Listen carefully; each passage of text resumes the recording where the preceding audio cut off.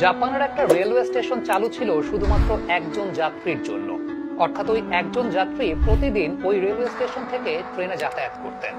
ভাবতে পারেন, শুধুমাত্র একজন যাত্রীর জন্য একটা গোটা রেলওয়ে স্টেশন চালু ছিল, এবং সেই একজন যাত্রী ছিলেন একটা ছোট্ট মেয়ে যে কিনা হাই স্কুলে পড়তো। প্রতিদিন সকালবেলা ওই রেলওয়ে স্টেশন থেকে ট্রেন ধরে সে স্কুলে যেত এবং পরবর্তী সময় সন্ধ্যাবেলা সে বাসায় ফিরত। শুধুমাত্র ওই বাচ্চা মেয়েটার পড়াশোনার জন্যই একটা গোটা রেলওয়ে স্টেশন চালু ছিল। একটু চিন্তা করে দেখেন, একটা রেলওয়ে স্টেশনের কিন্তু অনেকগুলো মেইনটেনেন্স কস্ট আছে।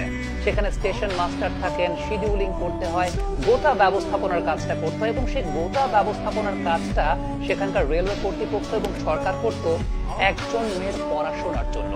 এবং তারা সিদ্ধান্ত নিয়েছিলেন যতদিন না পর্যন্ত সেই মেয়ে তার গ্রাজুয়েশন কমপ্লিট করবে ততদিন পর্যন্ত সেই রেলওয়ে স্টেশনটা চালু থাকবে। অবশেষে 25শে মার্চ 2016 সালে রেলওয়ে স্টেশনটা বন্ধ হয়, যেদিন সেই মেয়েটার পড়াশোনা শেষ হয়। খুব অদ্ভুত এবং মজার কাহিনী, তাই না? কিন্তু এই অদ্ভুত এবং মজার কাহিনীটা আমাদেরকে অনেক বড় শিক্ষা দেয়।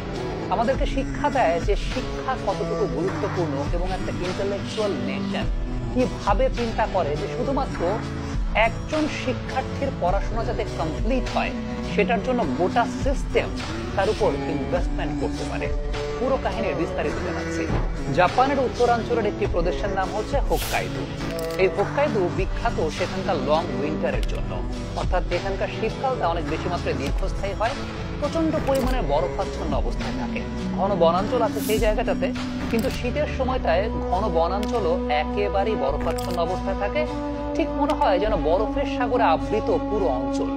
এই হোক্কাইদোর একটা অত্যন্ত প্রত্যন্ত অঞ্চলের নাম হচ্ছে এঙ্গারু, আর সেই এঙ্গারুতে অবস্থিত আমাদের সেই বিখ্যাত কামিশিরাতাকে রেলওয়ে স্টেশন।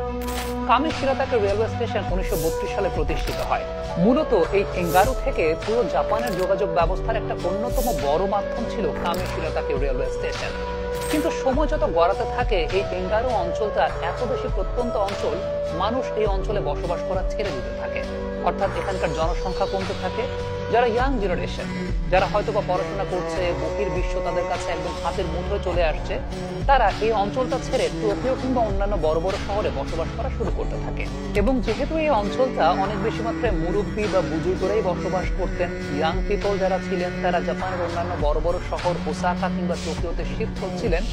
এই রেলওয়ে স্টেশনটা, যেটাকে আমরা বলছিলাম যে কামিশিরাতাকে রেলওয়ে স্টেশন, এটা একেবারেই ব্যবহার করা হচ্ছিল না। অর্থাৎ এখানে একেবারে যাত্রী খুঁজে পাওয়া যাচ্ছিল না। খুব স্বাভাবিক একটা ব্যাপার যে একটা রেলওয়ে স্টেশনের মেইনটেনেন্স কস্ট আছে, সেখানে স্টেশন মাস্টার তাকে শিডিউলিং করতে হয়। এখন কোন একটা রেলওয়ে স্টেশনে যদি যাত্রী পরিবহনই না